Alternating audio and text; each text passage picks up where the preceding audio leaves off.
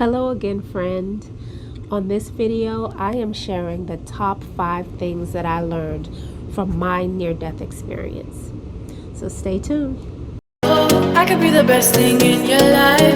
Way oh, way oh, oh. You got me singing. Way oh, way oh, oh. You look like a guy who could treat me right. Way oh, oh. Boy, take a chance, will you let me ride? Way oh, oh. I could be the best thing in your life. Way oh. Maybe let's take a drive, take a drive. MsDaanish.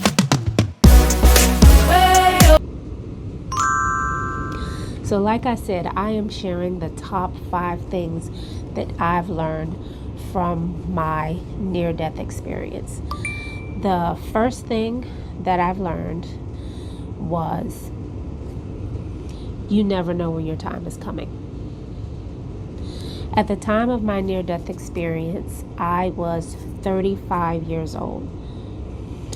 I thought, I'm young, I have children to raise, I have time.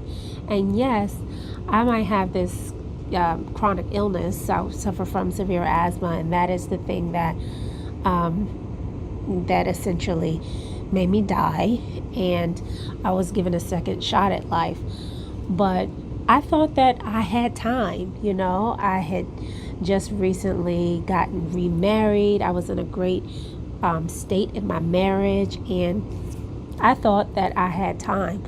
But I remember reading some years ago, I don't even know when this book came out, but has anybody read Terry McMillan's book, A Day Late and a Dollar Short? Well, I used to love that book. And I remember in that book, the mother, it was about a mother and her 4 daughters. In the book, the mom had asthma. And no spoiler, but one of the things that the mom was doing was she was finally getting her life together after being married for so long to a man who she felt did not appreciate her. And she had gotten her own place, and she had finally planned this vacation that she had been talking about forever. Well, when she went to her new place to check it out, the painter, she just painted her place, and she was, talking as she was going through her new place. And her breath, she just started coughing more and more and more. Like with every word she would speak, I believe she was on the phone. With every word she would speak, she would just start coughing more and more. And so the paint from her new place is the one thing that, took her out. Like, she didn't think she would die from it. She just thought she was coughing. She was having another episode. But when I read that, I never forgot it, because at the time, this is what I experienced a lot. Like the coughing, the nonstop coughing, the can't catch the breath, the where is my inhaler so that I can get some air right quick, where's my nebulizer. That is what the mom was going through. So I just remember that in that book. And in that book, it helped me realize that you just never know when your time is coming, because in the book, she seemed to be getting her life together in a great spot, and you would think that now is her chance to really live out to the fullest. Her kids are grown. It is her time to shine and live it out to the fullest. And she passed away in the book, and that's what I was remembering when it was happening to me. I always recalled that scene from the book, me coughing, and let me just hurry up and take this next step to get to my nebulizer machine. And no, I didn't make it. So I was 35, with 4 children at the time. Now I have 5, but 4 children at the time. So you just never know when your time is coming. You've heard this before. The second thing that I've learned is we are spiritual beings having a human experience. Now, I know you've heard that before. I know I did. And I didn't really fully grasp what it meant because, okay, we're spiritual beings. Like, what does that make us? Like angels walking the earth having a human experience? I was always confused by that statement. But after my near-death experience, it really made it clear, because if you watch my other video about my near-death experience, you'll understand, the experience of it all. So it really felt like, to me, I was like a spirit, and not in the way that I'm a ghost, roaming the earth or anything like that. But it was clear to me that my body was a human body, but I was not my body. My spirit was separate and apart from my body. And once my spirit left my body, I still went on, whoever I am, Daanish, or whoever I am, me as the spirit of me still went on, but my body was departed. It was ultimately brought back. I was ultimately given a second shot at life. But that really, it made it clear that we are definitely spiritual beings having a human experience. All of us. So the third thing that I learned from my near-death experience is we are all loved. For me, when I crossed over to the other side, whatever you want to call it, I don't know if I was in heaven. I was raised, okay, let me say this. I was raised by a Jehovah's Witness.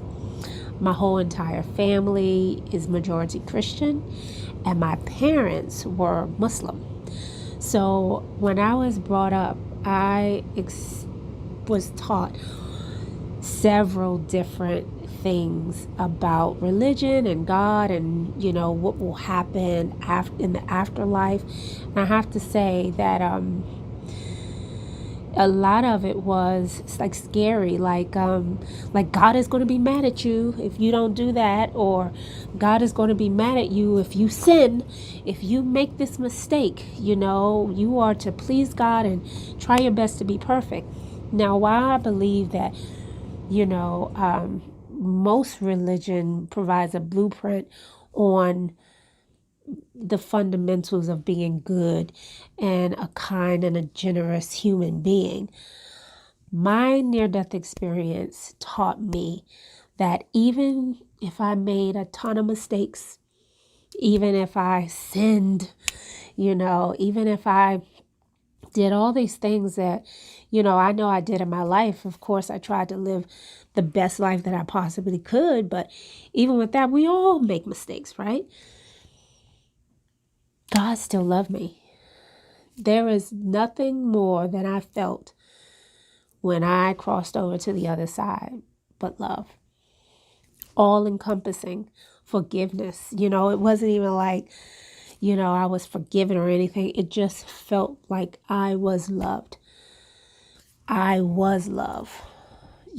Everything, every definition that you can possibly have or feeling that love can bring, I was it at that time.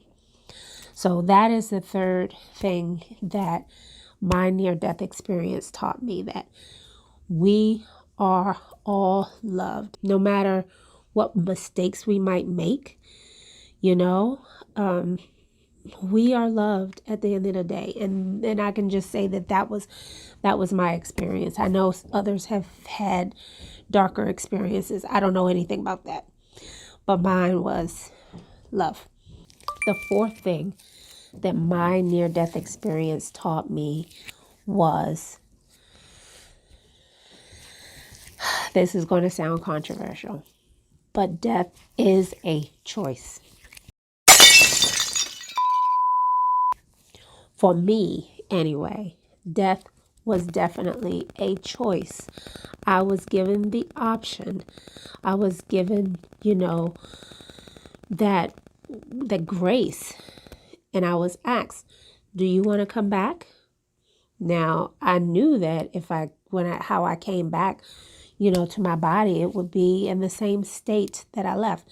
I was hoping I would be healed, but when I came back to my body, it was in the same health that I left. Still struggling, lungs still, still wasn't able to fully breathe, still had challenges with my health. But for me, that is one thing that I learned, that death was definitely a choice, because I was given the option, stay or go. And I don't know if everybody is given that choice, given that, grace, but I know I was. And for me, I decided to come back. Now, the last thing, I having a near-death experience taught me a lot. But the last thing I'm going to mention in this video, the fifth and probably most important thing that having my near-death experience taught me, was to live life to the fullest. Like, you really for sure don't know when your time is coming. And you have to really think of each and every day as it could be your last. Each and every second as it could be your last. Hug your babies. Love your husband. Tell the people that you care about them. Be good in the world. Don't procrastinate. Put yourself out there. Like, you really have to just make the most out of your life. If you have goals, reach for them goals. Like, go running like mad towards your goal and don't stop until you get there. That is one of the most beautiful lessons that I learned. I wasn't really ever shy, but maybe I was, I don't know. But yeah, live life to the fullest while you have it, because you never know. This second could be your last. And that was one of my top lessons. So thank you for listening. Thank you for following. Like and subscribe. If you have had a near-death experience, tell me about it. What lessons did you learn? I'm so curious to know. And until next time, let's change the world together. Peace.